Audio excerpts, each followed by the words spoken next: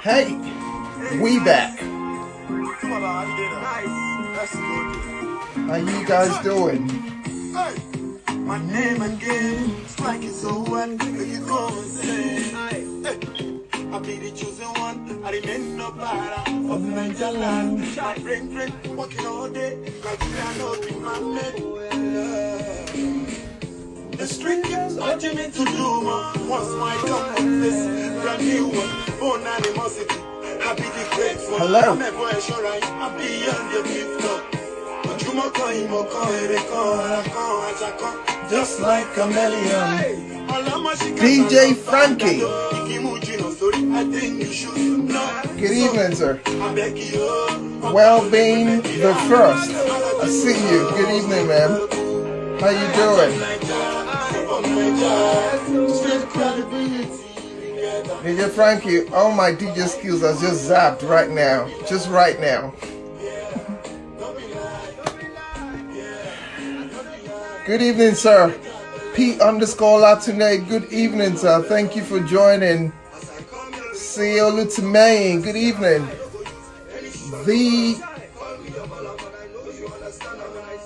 The big girl. Good evening. Thank you for joining. How you guys doing? How's your weekend been? It's Sunday. Good evening, Ayoti. I see you. Good evening, sir. Good evening. Thank you for guys joining up. We're on the Street Credibility on this day. Trust you guys have had a good weekend. Mad love for joining all the time. Good evening everyone. How y'all doing? DJ Frankie, all my DJ skills has disappeared. Literally. Shewa Woga, God bless you, bro. Thanks for joining. It's about that time again. No be lie. I just thought today I'll take you back in the day when, you know, the hits are going. For all of you that can remember this song, let me know what the title is.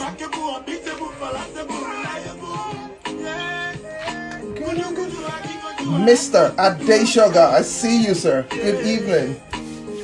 So, I see you, bro. Mad love, physically and digitally. Yes, the man is in the building. I see you, bro. All right, guys, so let's share. It's going down again today. Trust me. We're going to have a swell time on the Hustle series. Sponsored. We've got a season sponsor by romanticgenie.com. Check out their handle at romanticgenie. They do all things bespoke gift packaging and experience packaging, you know, for your loved ones, you know, for the love of your life, the sugar in your tea, the cockroach in your cupboard. To fix it all up, you take all the accolades. So check them out on Instagram, www.romanticgenie.com. You will be blessed. All right. Delops, good evening. Yeti Dairy, I see you. Florence Coast, I see you. Good evening, man. Last week was a bomb. Ladies and gentlemen, this week is gonna be mad. All things mad, trust me. So it's gonna be criminal to keep this to yourself. So please do share within your network. Let's get a community going on here. Nobody knows the title of this song. Interesting, all you London people. Good evening.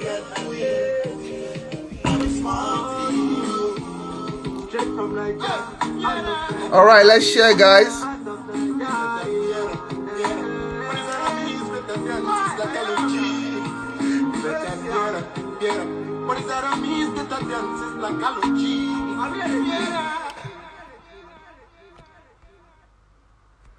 Okay. I'm trying to... Hey guys. Alright, just a bit of music. Like you know how we do. A Deppy, I see you. So grab your wine, grab your juice, grab your drink, Get a comfy side of your sit or your sitting room or wherever you are right now. Get comfy. It's about to go crazy for the next 1 hour, trust me. So, so just enjoy this music a bit whilst people join up, and then I'll bring my guests in. Ladies and gentlemen, Cheryl, I see you. Tony Babes, I see you. Hi, Tony. Hey, mad love, mad love, mad love. Thanks for joining. Sandra, thanks for joining. Thank you for always joining all of the time. It'd be great to get some feedback, from you guys. What do you think of the show so far this season? Things we can improve, things we could continue to do that you like. Yeah, I can see you, sir. I'm coming for you right now. Yeah, my guest is in the building, but you know what? You guys who turn up every week, you're my number one guests and mad love. So you come first before the special guest for today. So thank you for joining. I hope all the sessions you've joined, either one, if today's your first time, we celebrate you.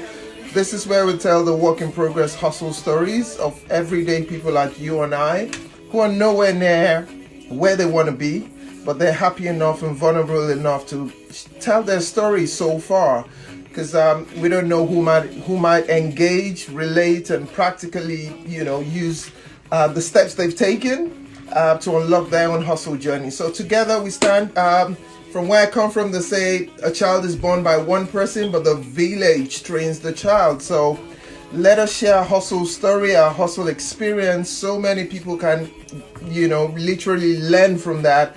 And then together we'll build a whole lot more hustle heroes. Like the person who is coming on board today, and every single one of you who are online today. I celebrate you, celebrate your hustle. Thank you for joining. Thank you for using me as your Netflix for the next 1 hour. It's about to go crazy. Ife, Ibukun, I see you. Somebody said, are you sweating? No, it's my makeup artist. I am not sweating. I don't sweat. My plastic surgeon said sweat will never be my problem after my last visit. So if I'm sweating, then I gotta have words. So guys, let's keep sharing. Let's keep sharing. I'm gonna bring my guest in 3 minutes. Before that, a bit of music as you get your drink. Any music request in the house? Okay, Google, play Afrobeats. Google is my DJ. DJ Google. Sure, check out this DJ Flex Timber Eggplant Afrobeat feed. A-star and E-double. Subscribe to my channel station on YouTube Music. Okay, Google is falling my hands now. Come on.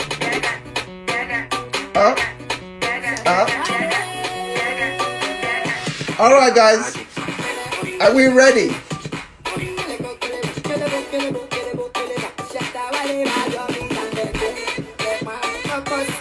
Oh, guys, 053. All right, guys. Let's go. To the left, to the right, to the left. All right, shake your body. It's about time. 2 minutes more, guys. It's about to go mad here. This is a fucking mad pig. All right, let's share. Let's use the arrow, the share button. And please feel free to ask questions whilst the session is going on, because I want it to be as interactive as possible. That's why you guys have joined. So, with no much further ado, ladies and gentlemen, let me bring in the man of the hour. Trust me, if you don't know this name or this face, by the time we're done, you will know who this is. All right. I'm trying to bring in my guest. Okay. All right, I need to find him. Where is my guest? It's going down. Drum roll for my guest as it shows up. Wow. Ladies and gentlemen, I present to you the hustle hero of the hour. I love your glasses, bro. Thank you. Wait. How are you guys doing this thing? I haven't cut my hair in 3 months. Well, if you have hair, then you have that to worry about. But fortunately, or unfortunately for some of us, that's not any of our worries. It's the least of my problem. That's my own hustle now. Mhm. Fantastic. Yeah. So what you're saying is, there's always a good side to everything. Absolutely. Fantastic. Ladies and gentlemen, I welcome you one more time to the Hustle Series episode 6, coming to you from the Netflix in Ashford. So, with no much further ado, there's a whole lot to talk about. Guys, keep sharing, keep sharing. This face you see, if you've never met him or known or heard his name, trust me, by the time we're done, you will know who this is. The glasses is off, ladies and gentlemen. It's time for real life. All right. So, like the true celebrity you are, and on the Hustle series, we celebrate hustle, even though I know you're nowhere near where you want to be. But for how far you've come, we celebrate you. And for people like you, what they do is they read their resume to them while they're sat. And then after the resume, they stand up for an ovation. So, ladies and gentlemen, I present to you Mr. Tunji Amure. This gentleman is a jagaban in the media industry.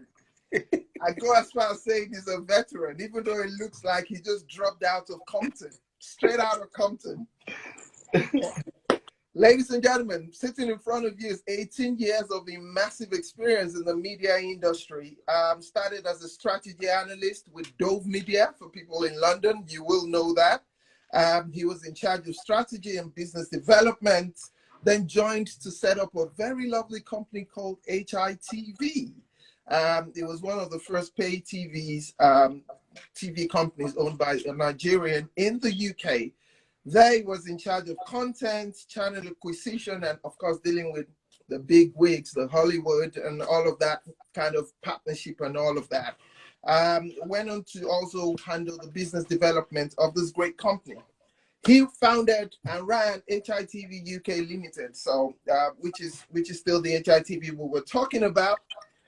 Tunji has done so much in the media industry, both in the UK and in Nigeria. He has sat as the CEO of a company called 24 Life UK, a news operation that was affiliated to the former CEO of Sky.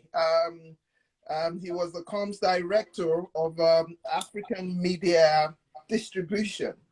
He was also appointed CEO, ladies and gentlemen, of a company called InView Nigeria Limited, the providers of middleware technology and project management for Nigeria's digital switchover migration project.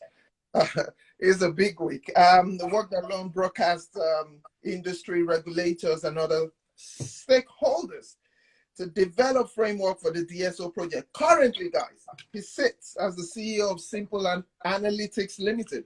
It's a subsidiary of Fire Media Incorporated, and they seek, using advertising tech, seek to simplify and unify the way you trade traditional and digital advertising inventory across Africa. Tunji is a bachelor's honors degree holder in business management from the one and only University of West London. I present to you the Jagaban, the one and only, the fireproof media veteran, Mr.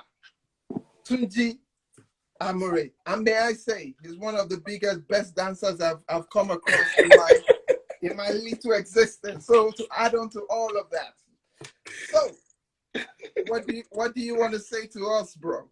Hello, everyone. Thanks for having me. It's a pleasure.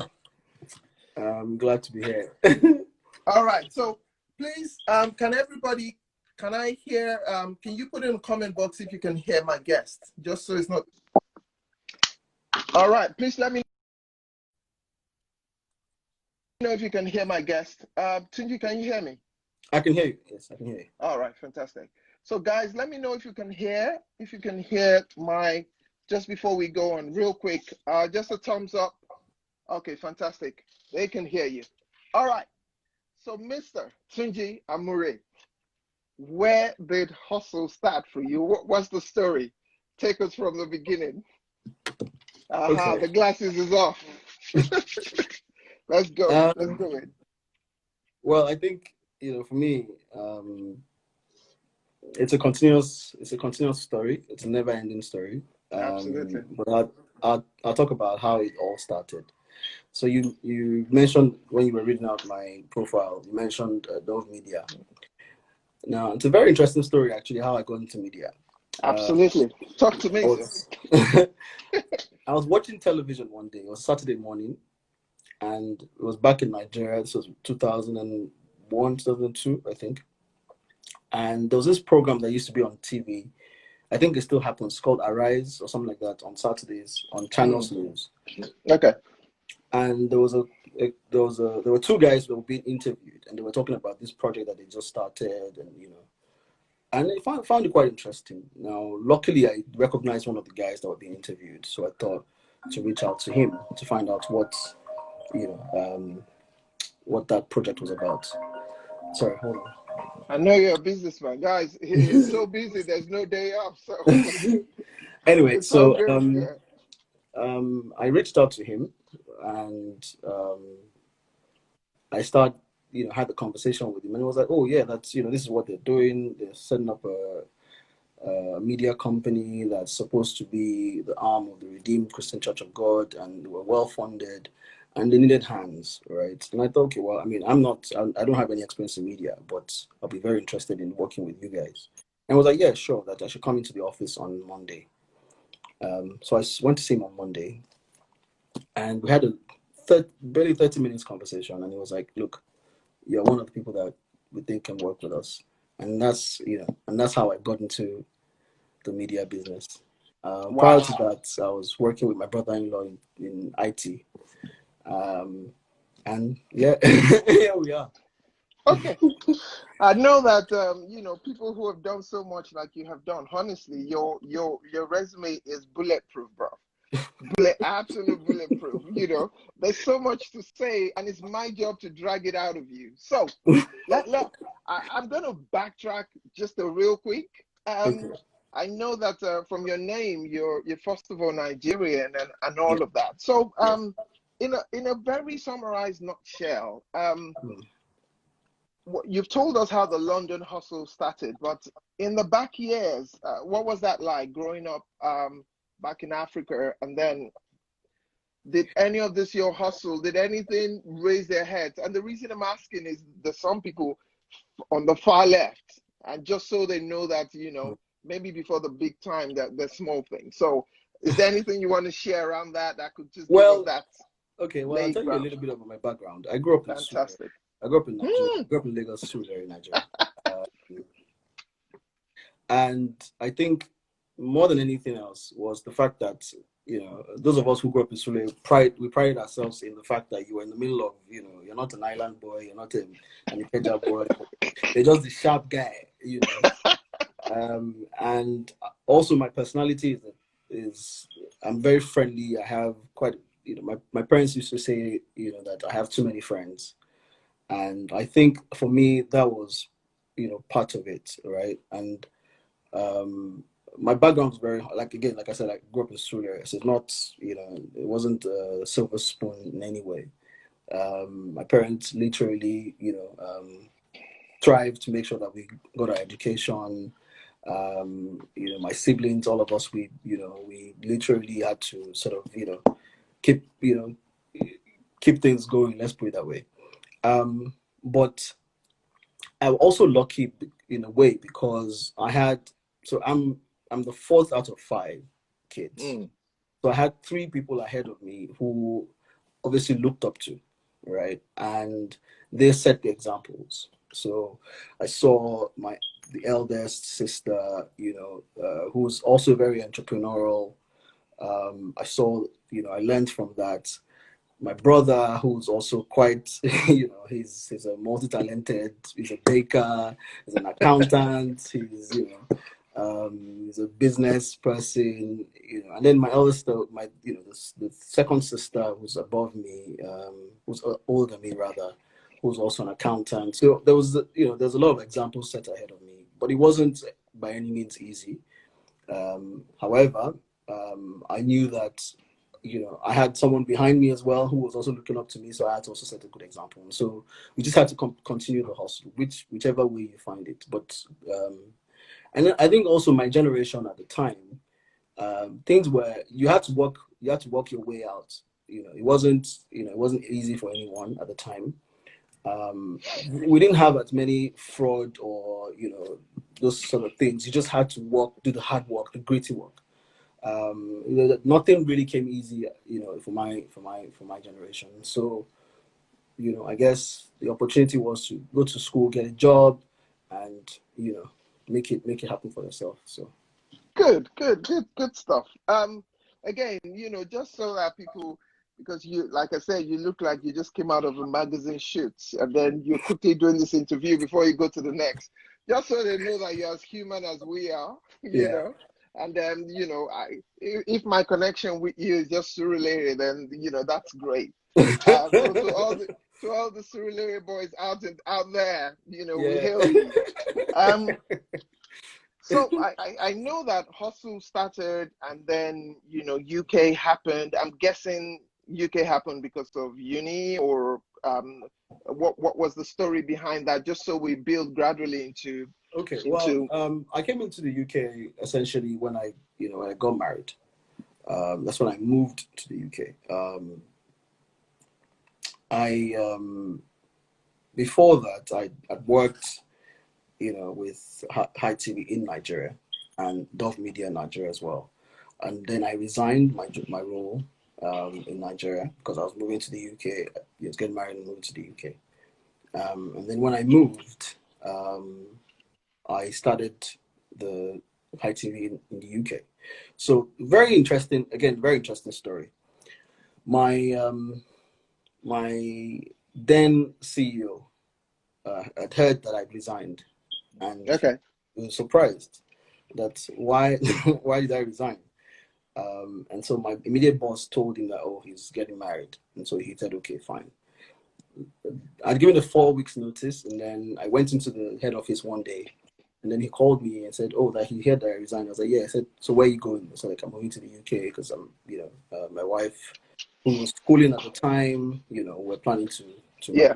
It was like, okay, but do you realize that we have relationships with international businesses who have offices in London, and would you be interested in setting up an office that manages those relationships? I was like, well, I mean, I just done Prince 2. I was hoping that I'll go into IT, like, I done my certification, both the 2 stages. Yeah. I'd done that in Nigeria. So my plan was to come and work in IT. But then that offer came, and I was like, okay, exciting. Maybe I'll take that up. So I got married in January and then moved almost immediately after in 2008. And then 2 months I didn't hear from him. I thought, okay, well, maybe that's not happening. That's not happening. So I thought, okay, let me just start looking for work, right? Wow. And then sometime in April he called and said, it's good to. Sorry, I apologize that he hadn't reached out, but I was I able to come to Paris? I was like, yeah, sure, why not? Not, anyway, so I went to Paris, and then we had a conversation, and we talked about setting up the company and all the responsibility that I would have as basically managing the office in London, also managing the relationships with with other channels that we had on the platform, with content providers, and also with the Premier League, which we were dealing with at the time. And that's how my journey into London.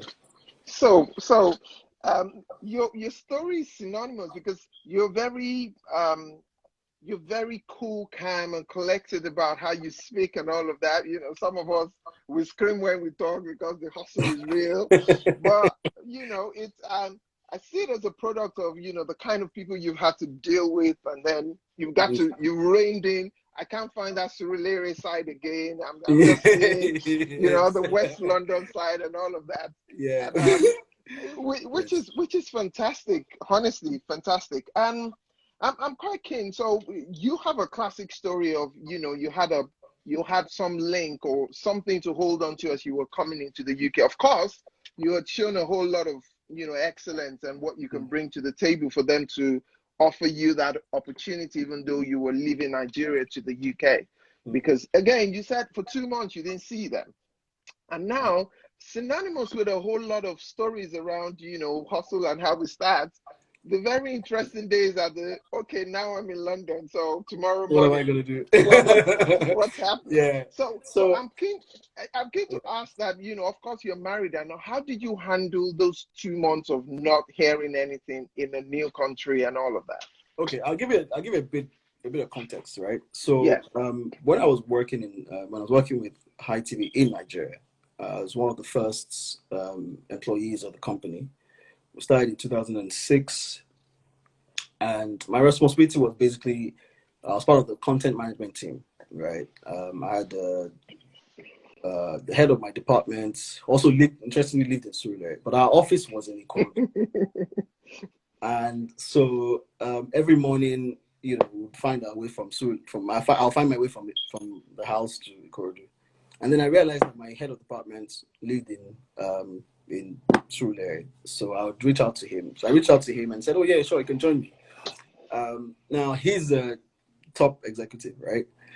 I'll get to his house. My resumption time was 9 o'clock in Ikorodu, but I'll get to his house at 7, thinking that we'll rush and go into traffic, and the guy is still in bed, And then he woke up at 9. He woke up at 9 o'clock, and he'll be like, yeah, let's go. And then start getting ready. And then we'll start, And then we'll get to the office at 11 o'clock. And then he'll query me for coming to work late. So I went through that. Right? Oh my God. But I realized that in that whole process, I built a relationship with him. Because we drive from, it was a 2-hour drive from his house in Alaka to Ikorodu. We built a very strong relationship, and he relied on me a lot for his work. Okay. Because of that relationship, I took on a lot more responsibility. And because of that, he kind of propelled me a lot more towards, interacting with management, and so it gave me the opportunity to it gave me the exposure, I guess, let's put it that way. And also I found it quite interesting because for me, content had always been something I was interested in. I don't like to watch television. I watch television a lot, but this for me was, okay, there is the television that you see, but there's also the business behind it and the operations and all the activities that go into production and all of that before it comes up, for the glam that you see. Yeah. And that for me I was quite interested in, and that's how I built that. But by the time I was leaving the company, I guess, you could say that he felt a sense of loss that, I was leaving, because I left barely after a year. And so when the opportunity, when they called and said, "Oh, would you be interested in setting up the UK office?" I thought, yeah, of course. I mean, I've worked with a great team. Because the idea at the time was, look, there was, the multi-choice of this world who had existed, but then High TV could do, something similar. And being a Nigerian company, we had, we're young, exciting, it was an exciting opportunity. And so we thought, okay, let's take over the world, And that responsibility in the UK meant that I could, affect the change that we're for at the time. And so I took on that opportunity. Fantastic. So now you're in the UK, it's interesting because you came up and you set up HITV UK. Yeah. You set it up, you ran it, and all of that. Now, being a Surulere boy, obsession. running, Really? some of us just did not get the opportunity to live the Surulere life, so there's a bit of beef going on. So, Okay, I get where that's coming from. so you should just take Yeah. it like that, because all we hear is Ojuelegba, Surulere, all of this. What's Yeah. going on? Yeah. All right, cool. So now you're in London, Yes. and then you're running this, because I could remember, for anybody who will remember HITV on Sky, that's a big deal. Yes. Big deal. Now, how did you handle your early days? Now, the boat you were, rowing in did not have a captain, and you were just a passenger. You were the captain and the passenger. Yes. So talk us through those early days, because I think it's key that people kind of understand the hard work that goes into these things, because it's easy to see Tunji on the red carpet representing HITV and all the cameras and all of that. So Yeah. take us through those early days, because Okay. I know there are also entrepreneurs on the line. Yeah. Okay, so early days, it was literally just me. We had the company set up, but there was no office, there was no utensils, I had no staff. I literally just had someone just said, go and set up the office, figure it out. All right. I just moved into the UK barely 2 months. I didn't know anyone. I didn't even know how to go about it. And I didn't have money. I wasn't given money to go and set it up. So Whoa. it was like, okay, what am I supposed to do, right? And don't forget that initially when I got the promise of the job, that was in December. I moved in January. I didn't get a call until around February or so. So I was like, okay, so what am I supposed to do? Anyway, I thought, okay, I'll figure it out, right? And the first thing I did was try and find a space. Now, luckily, one of the directors of the company also had a business here in the UK. So I reached out to him and said, oh yeah, that he can get one of his staff to assist with securing a place.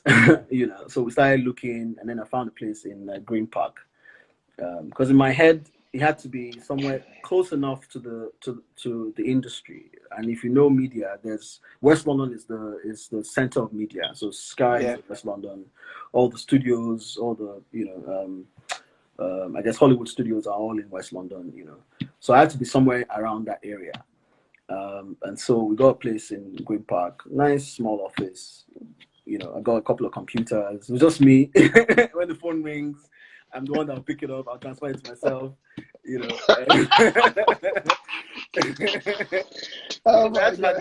image was important, and also because we're dealing with international organizations, right?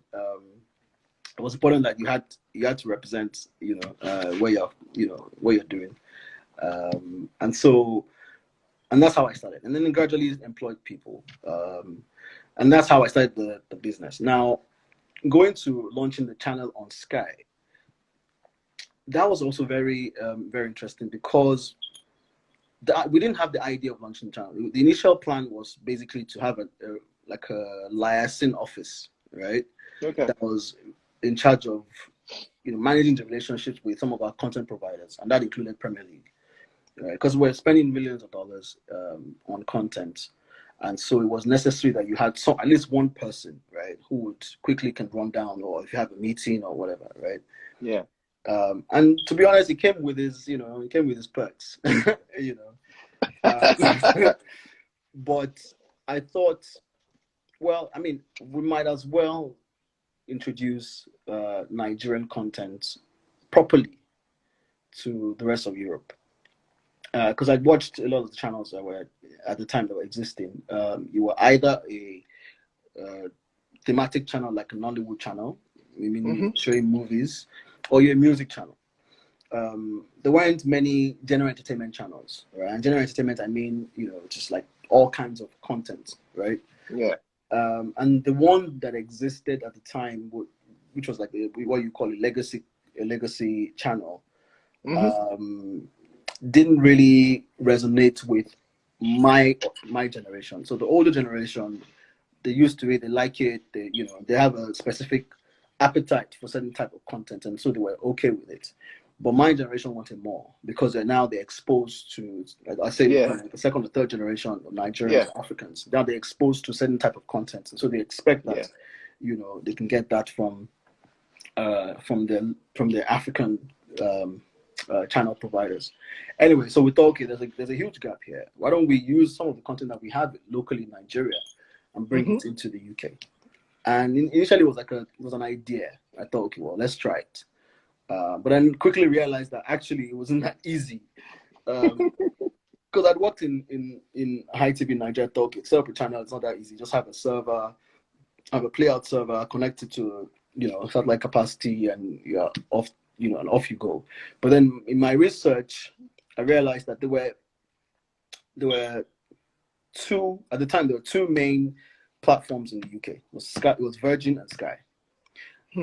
Now you couldn't get on Virgin because Virgin is terrestrial, essentially. It's cable. Yeah. But Sky was satellite. It was easier to get on Sky because all you need to do was buy a channel EPG, right? And then put your channel on the satellite, and then they would send it to Sky, essentially. But it wasn't that easy for Virgin. And Virgin had limited capacity, so you couldn't get space on Virgin. Okay. Sky was the only option. And then also in terms of number of viewers or number of Africans, Sky had more Africans on their platform than Virgin. Okay. And so it was a simple, decision to make that, okay, we're going to be on Sky. But then you had to deal with the cost of being a channel on Sky. And apparently, what had happened is a lot of people had come and tried to do it. In fact, some succeeded in doing it. But then the cost of being on that platform meant that they died out. Wow. So I thought it was just me in the office. I didn't have that many meetings with content people. So I thought, okay, well, I might as well do this, right? So I proposed the idea of launching a channel on Sky using the content that we already have. And, my management was like, yeah, go ahead. I mean, it's your baby. Go ahead and do it. I was like, yeah, but I need money. Figure it out. Anyway, so I did all the research, put all the recommendations together. I gave it to my CEO. He loved it. Thought, okay, let's do it. How much will it cost? Would we make revenues from it? Would we? What else can, apart from revenue? What other value add can we get from having a channel on Sky?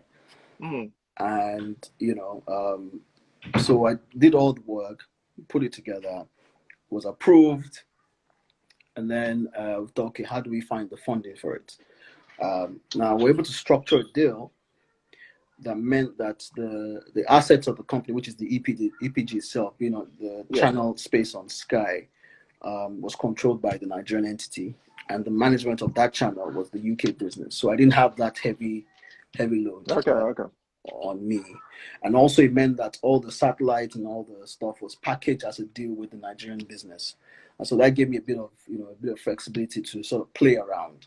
And so when it came to negotiating advert rates and things like that, I was very flexible. However, we didn't compromise on quality.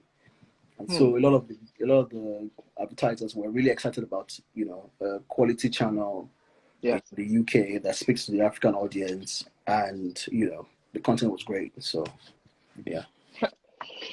You see, again, you are telling the catalog magazine story. I'm on page 4 of GQ, and then Tunji Amure was introduced to me, and then I'm going through his story, and I can see the gloss and all of that, which is great. I want to be like, I want to be able to talk as calmly as you do, but well, always, I tell you what, this story I just told you, this was 12 years ago. I know. 11 years ago. Over time, right, there's been other, I guess, other challenges of life. I know. If we had this conversation 10 years ago, I'll probably be, but after going through certain challenges, you realize that, look, wisdom is profitable to direct. Okay, so because you're telling the story of what people term in our world as a hustler. People unconsciously always put hustle to entrepreneurship, Yes. enterprise. Yes. But the truth is, even if you're in corporate England or you're in corporate London, Mm. that's also your hustle. Not everybody is going to be an entrepreneur. Yes. So if corporate is your thing, that's your gig, and that's your hustle. Mm. But you tell the normal story, and I'm quite intrigued, and I'll tell you why. It's tough enough for you to even start a business, so to say, in Nigeria, where you grew up, where you know the ins and outs. Mm. Now, you did not run a business in Nigeria. You came to London based on, of course, the beautiful event of your marriage, Yeah. and then they just looked at you and say that we can't lose this guy. Now you are in London, a whole different platform entirely, Yeah. different regulation, different everything. Yes. You're new, and you were taking a whole big entrepreneurial piece Yes. on yourself, Yes. coupled with the fact that there's no money. And that tells the story of the normal entrepreneur who's trying to bring a dream alive. But when Yeah. you check the account is telling you stay where you are. That's why you call it hustler, right? Do you get what I mean? So yeah. in Yeah. those early days of you being in an office, Mm. transferring calls to yourself, and doing and then the perception of when people hear that you work in anything related to TV and all of that, Yeah. there's an Perception. instant red carpet in front of people. Yeah. Yeah. How yeah. did you manage all of that mentally and also physically up until the point when the business started looking like this will work? Okay, well, I'll be very frank with you. I was literally thrown into deep waters because I came out of my previous job in Nigeria as an employee, right? Yeah. I was pretty much an employee. I had not done any business before. I can't think of any particular enterprise that I'd done before. And so it was literally me learning on the job. And to be honest, I made a lot of mistakes, right? I paid what you call, in business, what we call mugu tax, right? Yes, I paid. It's called Mugo tax. Yeah, I paid those taxes. Some there were some transactions that I had done, some contracts that we signed. I'll give you an example. So in trying to get advertising revenue in the UK, I realized that there's one thing to have like the local businesses, the African businesses who want to advertise on your channel, but then you would also need international, well, not international, but I guess the sort of FMCG brands.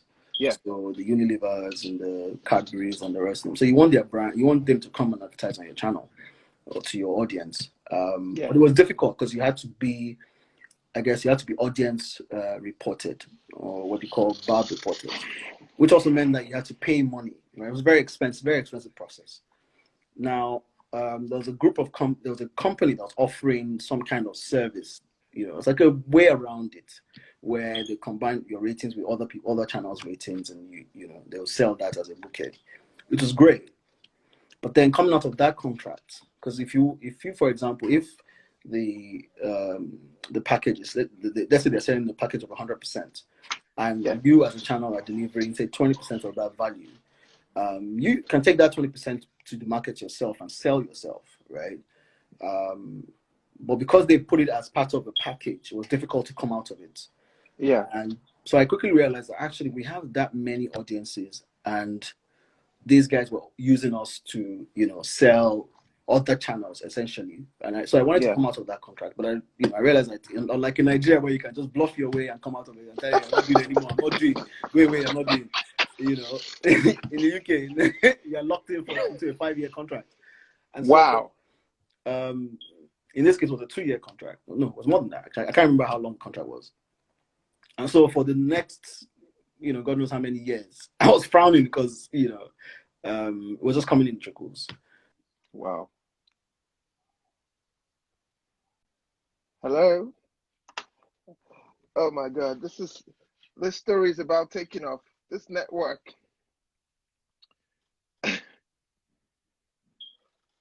Uh-oh. The hustle is real, guys. All right. So guys, whilst this network is if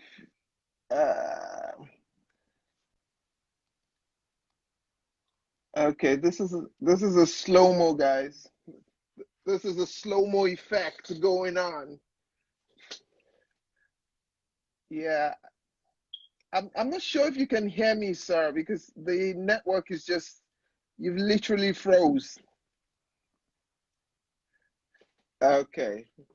So, ladies and gentlemen, this is the matrix effect. If you can hear me, sir. Okay, good. I would log him out and then log him in.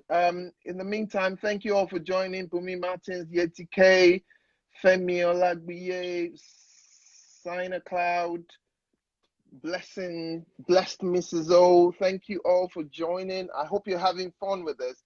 What do you think so far, guys? We haven't even scratched the beginning of the story. I'm just waiting for my client to come in. But again, just to allude to the story so far, if you guys remember HITV on Sky, the gentleman who's speaking was the beginning, the alpha after God, the alpha and omega of that channel. And also for people in Nigeria, I'm sure you'll remember HITV coming in at the time to provide content around the Premier League, Champions League at a cheaper price. For those who remember back in the day, so this gentleman was the one in the mix. So I'm just waiting for it to connect. Yes, can you hear me, sir? Oh my God, this is still slow-mo in. Okay. I think we're getting you back to real time now. Hello? Hello? Hello? Can you hear me, sir? Hello? Okay. This story must be told, and we're going to get behind it. So, guys, please don't give up on me. Don't run away from me. We're going to sort this out, and we'll tell the story. But just while that's happening, so again, also series, episode 6, sponsored by romanticgenie.com, the bespoke gift and experience packaging concierge, who do all the hard works and you take all the accolades. So check them out. Their handle is @romanticgenie on Instagram, and then their website is www.romanticgenie.com. I'm just going to try to bring the guest back in once he's in. But again, he's just telling the classic hustle story. Having a dream, looking at your bank account, looks completely different from your dream. And then you ask yourself a question: how do I bring this to life? And is that not the story of a whole lot of us, with things we could be doing right now, but also stalking, trying to survive first and foremost, especially in this era of COVID and all of that. But should the dreams die? No, the hustler never allows anything to die. So please, part of what we wanted to achieve with this storytelling is to be relatable, to be practical, and most importantly, to motivate you to be able to. I'm just going to bring my guest back in now, and fingers crossed, guys, this is going to work. Fingers crossed. Yes, boss. I apologize. Sorry about that. Yeah. You were playing some Matrix runs. You went into slow-mo and all of that. Okay. So Where did you lose me? Yeah. So real quick, you were telling us through. Of course, you were answering the questions around, being the early days of being an entrepreneur with HITV and how those days were. So I think that's what you were answering when we lost you. Okay. Well, so yeah. I mean, it was a very tough period. Like I said, we had limitations in terms of budgets, but we had a huge responsibility. Yes. I had to learn on the job. I was given an example of a contract that I signed. That yes, you did. Yes, you did. It was a bad contract. Yes. I mean, there were many lessons learned. My follow-up question would be, because again, in corporate world or even as an entrepreneur, there's a sound at the back of your head that always tells you, guy, you're not that good. You can, Imposter syndrome is called. Yes. That's, God bless you. Is that something you experience? Because I'm Oh, yeah. guessing that in all of these deals and contracts you were setting up, I'm sure you were meeting people that blew your mind, like their level. And here's this Surulere. I'm going to go back there. Here's this Surulere boy. I'll be honest with you, Bayo. There were, most of the time, I didn't know what I was doing, or that's how I felt. I felt like I was out of my depth, because I'm sitting in front of people who've been in the business for decades, and I'm learning. But at the same time, there are expectations of me, right? And so sometimes I'll say something, and they'll be like, "What did you say?"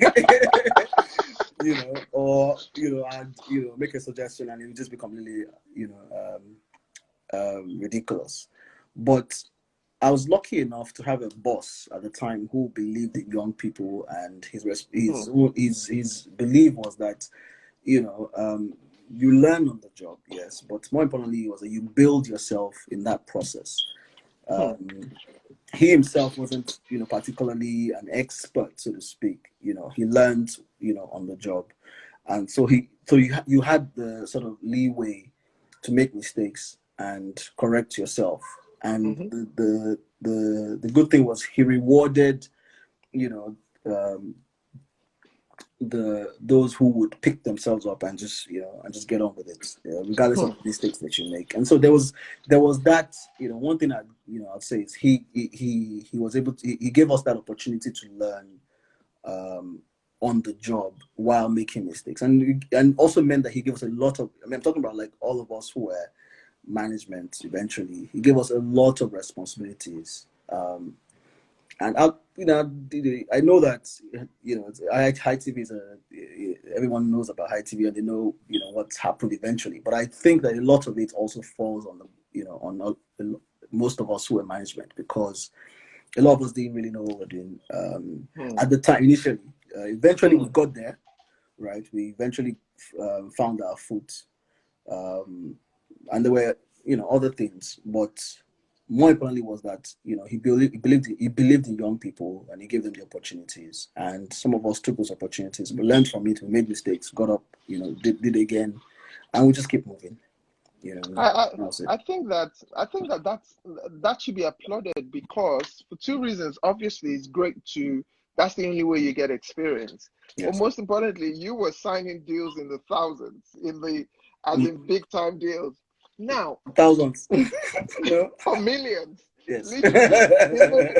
So you had a guy who was ready for you to kind of learn through the job, and then was also happy to commit millions into it. I need his phone number, please. And all of us, every single house needs his phone number. Now, obviously, we know, we'll get to that in a minute. But the question, and thank you, I applaud you for being very open, because I think this is where people can connect and really relate. Because I think with the imposter syndrome, everyone feels in their head that it's just them.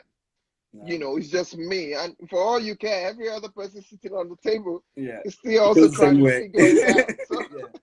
So I think that's a big nugget for, even if we say nothing from this story, you did this at the highest level, and still, you were dealing with the same thing. So, and to be honest with you, I sometimes, even till today, I still feel like an imposter, because what I do now, and in some cases, I feel like I have no idea what I'm talking about. Or I feel inadequate, but when you get feedback from people and they tell you, "Oh, you did fantastically well," I'm like, "Sorry." It doesn't feel that way. But I guess it's one of those things. But what I tell myself is, whenever those thoughts come, is, look, you're enough, right? You have it within you. You've gotten to this point, and so it means that you're enough for it. You're enough, so I just keep going. Okay. So again, with the enterprise story and the hustler, starting up a business and all of it, everything goes into the business. Yes. Now, when you begin to say salary for the person who started it, that becomes a blow line. Like, You need to choose your dream or your pocket. Yeah. Now, Yeah. again, just so we're practical, because there could be someone listening to this who is also thinking of, I can do this, but survival. Yes. Now, part of what you said when you started was, you were getting married, and that was essentially what brought you, took the hustle journey to London. Mm. Now, in these early days of you, whatever, transferring your phone from the bedroom to the sitting room and all of that, playing the big picture, even though you were far away from it. Mm. Did you ever get to a point where you thought that, you know what, maybe I should just, go find a regular job and survive first and come back? Yes. Talk us through Yes, that. till today. Oh my God. Yes. You know what I tell you, yeah?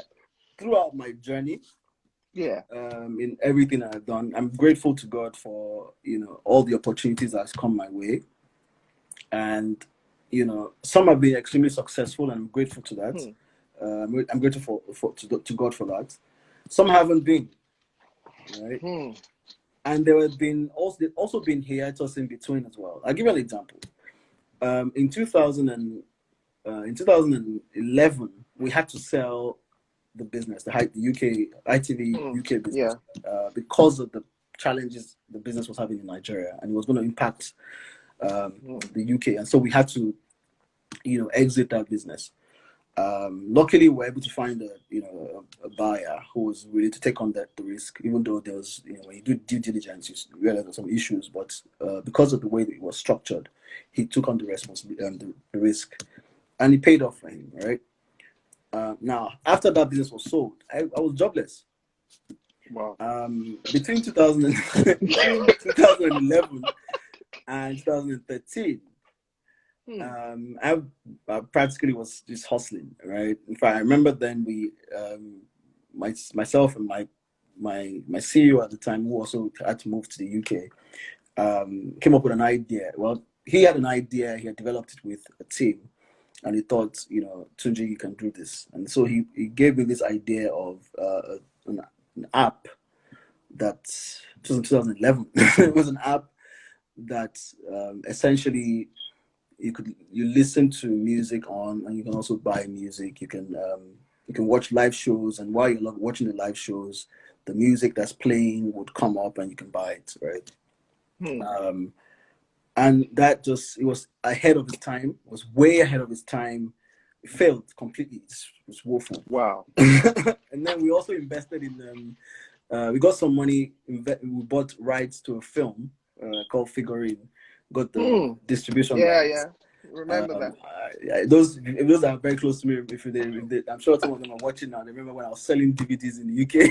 Selling DVDs in the UK. That completely failed. Wow. So 1 second. Believe it or not, we've done an hour. Wow. I'm telling you. So I want you to hold that thought, because I think this is really, really key, that people understand the full story. Yeah. And then, they can pick their bits and pieces. So I know that, trust me, if you can give us another 10, 20 minutes at the most, we will wrap this up. Is that okay, sir? That's fine. So what I do, guys, is I would log out because I'm on a countdown of 1 minute. Okay. But we're going to discuss everything about, Tunji's hustling time, when things went down and how it came back up.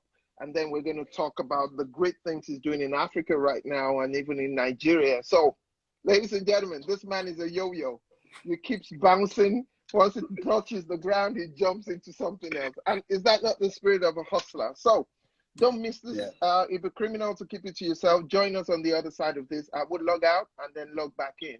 Please tell a friend to tell a friend, and I'll see you in a minute. Tunji, I'll see you in a bit. Right. I'll just log out now and then come back in, and we'll continue the story. Okay. All right, guys. See you.